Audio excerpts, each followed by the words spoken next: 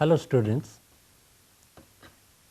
today we will take up a lesson from the paper 6 Agricultural Economics. We are going to take up module 2 deals with agricultural development. The lecture that we are going to take up today is entitled The Role and Importance of Agriculture in Economic Development. Agriculture has been playing a very important role in our country. As we know, the economy is usually split up into three sectors while discussing the economic features of our country. We have agriculture, industry, and the tertiary or the service sector. All these sectors need to perform well in order that the economy achieves development. Agriculture has been playing a very important role, especially when we look at the number of people that it employs. Most of the people were working in the agricultural sector, and a large chunk of the national income also came from agriculture. But in those days, when initially we depended only on agriculture, agriculture's share was about 60% of the national income. This was because the other sectors were not developed enough. For example, non-existence of industry itself, and because of the tertiary sector or the service sector not playing a predominant role. But subsequently, industry and the service sector picked up, and from then onwards the role of agriculture slightly gets diminished. It is not that agriculture is not doing well, but it is because the other sectors have caught up and they are also doing well, that the share of agriculture in national income and the share of employment also of agriculture have dwindled. And this is a very healthy sign. We want to understand the role of agriculture in Indian economy, then nature of India's agriculture, and assess its role in the Indian economy. Let us first of all discuss the role and importance of agriculture in economic development.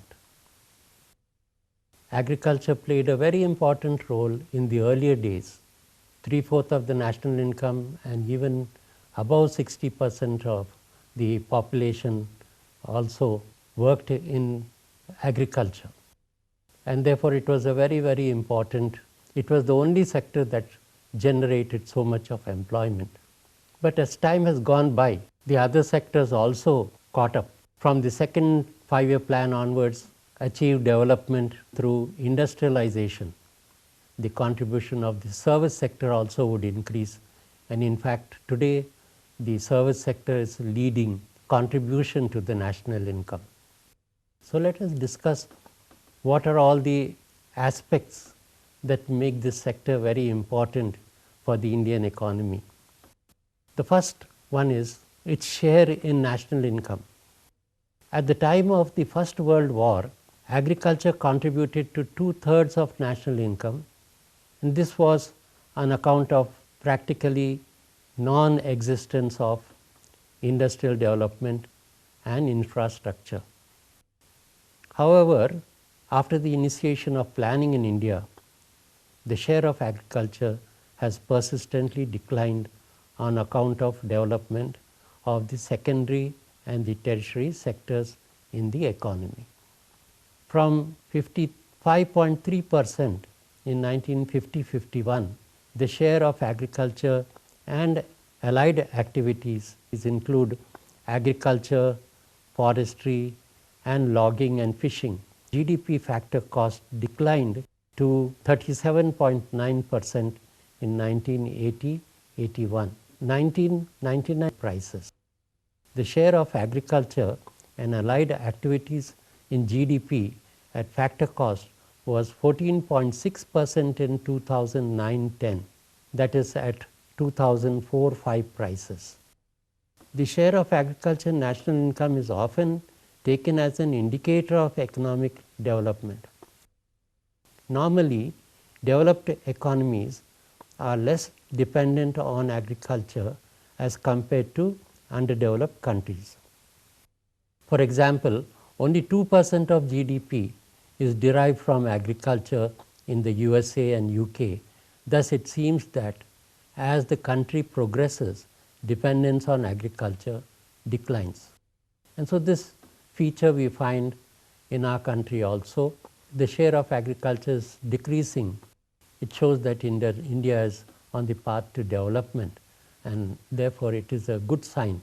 But at the same time, we must make sure agricultural activities do not decline, because agriculture is the backbone of the economy. Without food, without inputs from agriculture, no other activities can prosper. Now, the second aspect, that largest amount of employment this sector provides. In 1951, 69.5% of the working population were engaged in agriculture. This percentage fell to 66.9% in 1991, and then it further fell to 56.7% in 2001. In 2004 and 5, agriculture provided employment to 52.1% of the workforce.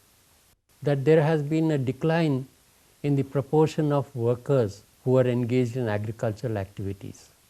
But you can see that the proportion of contribution by agriculture to national income has dwindled faster than the share of employment that it generates.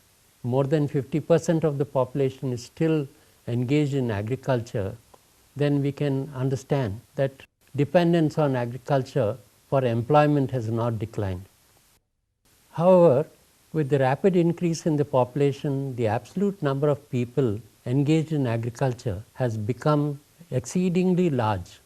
Development of the other sectors of the economy has not been sufficient to provide employment to the increasing additions to working population who are forced to fall back upon agriculture, even if their marginal productivity on land is zero or nearly so.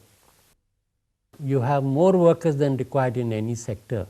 There is a possibility that some of the workers will not be contributing anything to that sector. So, in other words, if you go on increasing workers in the sector after a certain level, then you find that the contribution of those additional workers may not be anything at all. It may be zero, the marginal productivity being zero. So, this gives rise to a familiar problem of unemployment and disguised unemployment, as we have discussed. Most of the underdeveloped countries exhibit this heavy dependence of work population on agriculture. For example, 57% of the economically active population in Bangladesh engaged in agriculture in 1999. This percentage was 68% in China and 48% in Pakistan in the same year. So, as against this, the percentage of economically active population engaged in agriculture is very much less in developed countries. For example, in Japan and France, 4% of the workers, and in USA and UK only 2% of the economically active population was engaged in agriculture in 1999. The third provides that food security. Because of heavy pressure of population in labor surplus economies like India and its rapid increase, the demand for food increases at a fast rate. The existing levels of food consumption in these countries are very low and with little increase in per capita income. The demand for food rises steeply. Can be stated that the income elasticity of demand for food is very high in developing countries. Therefore, unless agriculture is able to continuously increase its marketed surplus of food grain, a crisis is likely to emerge. Many developing countries are passing through this phase. In a bid to meet the increasing food requirements, have been compelled to import large quantities of food grains. The domestic demand for food grain is expected to increase from 207 million tons in 2004-05 to 235.4 million tons by the end of the 2011-12 and further to 280.6 million tons by the end of 2021. Meeting this demand would require 1.6% annual growth of food grain production during the 11th plan and 2% per annum beyond that. So, the challenges facing the economy would be clear from the fact that during the recent 10 years 1997-98 to 2006-07, food grain production increased annually by a meager 0.48%. Okay, the other aspect that makes agriculture a very important sector is that it contributes to capital formation takes place due to agriculture. So, this is another important aspect. Every sector should contribute to capital formation. If we do not have capital, then production cannot take place. Capital formation means addition to the capital stock, and capital itself leads to production, and therefore, capital is very, very important. There is a general agreement on the importance of capital formation in economic development. Unless the rate of capital formation increases to a sufficiently high degree, economic development cannot be achieved. Since agriculture happens to be the largest industry in the developing countries like India, it can and it must play an important role in pushing up the rate of capital formation. If it fails to do so, the whole process of economic development will suffer a setback. To extract surplus from agriculture, the policies advocated are transfer of labor and capital from the farm to non-farm activities. And the second policy is taxation of agriculture in such a way that the burden on agriculture is greater than the government services provided to agriculture. Then turning the terms of trade against agriculture by imposing price controls on agricultural products, taxation or use of multiple exchange rates that discriminate against agriculture. Therefore, generation of surplus from agriculture will ultimately depend on increasing agricultural productivity considerably. Now, the next aspect is providing raw material to industries is another very important role that agriculture plays. Agriculture provides raw materials to various industries of national importance. Sugar industry, jute industry, cotton textile industry, vanaspati industry are all examples of such industries which depend on agriculture for their development. The entire range of food processing industries is similarly dependent on agriculture. Therefore, unless agriculture develops, these industries will also remain backward.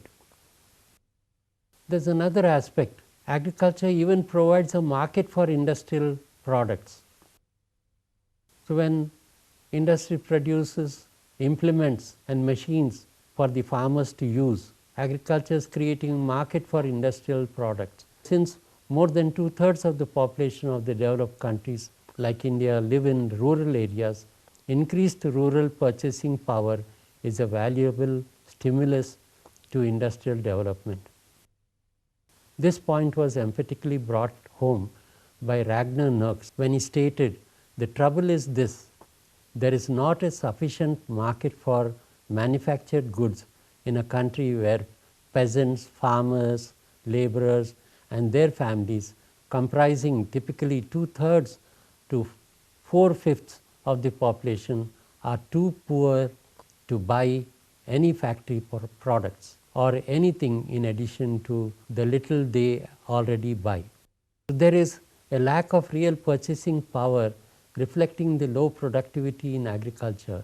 Therefore, if steps are taken to expand agricultural output and productivity, the income of the rural sector will increase, causing in turn an increased demand for industrial products, and the process of industrial development will also receive a boost. So, the other aspect is that agriculture also contributes to international trade of the country. By now we have come to know that foreign exchange is a very important resource, and lots of foreign exchange can be earned by selling our products abroad. And if there is surplus, not only will food grain be sufficient for the present and the future, in other words it will create food security domestically, but also this can be used to earn foreign exchange for the country. For a number of years, the three agricultural based exports of India, cotton textiles, jute and tea, and they accounted for more than 50% of exports earnings of the country. If we add the export of other agricultural commodities like cashew nuts and then tobacco, coffee, vanaspati oil, sugar, etc., the share of agriculture in total exports rose to around 70 to 75%. Such heavy dependence on agricultural commodities for export earnings reflected an underdeveloped nature of the economy. With economic progress and diversification of production, this share of agricultural goods in total exports can be decreased. 42% of our exports contributed by agriculture in 1960-61. This fell consistently to 30.7% in 1980-81 and 9.9% in 2009-10. And as far as the composition of imports is concerned, capital goods, industrial machinery, petroleum and petroleum products, the maintenance of imports have accounted for the bulk of imports. So, however, during certain years the country had to face severe drought conditions and large scale imports of food grain had to be resorted to. Therefore, imports have increased, and even dairy products, fruits, vegetables, animal and vegetable oils and raw material have to be imported.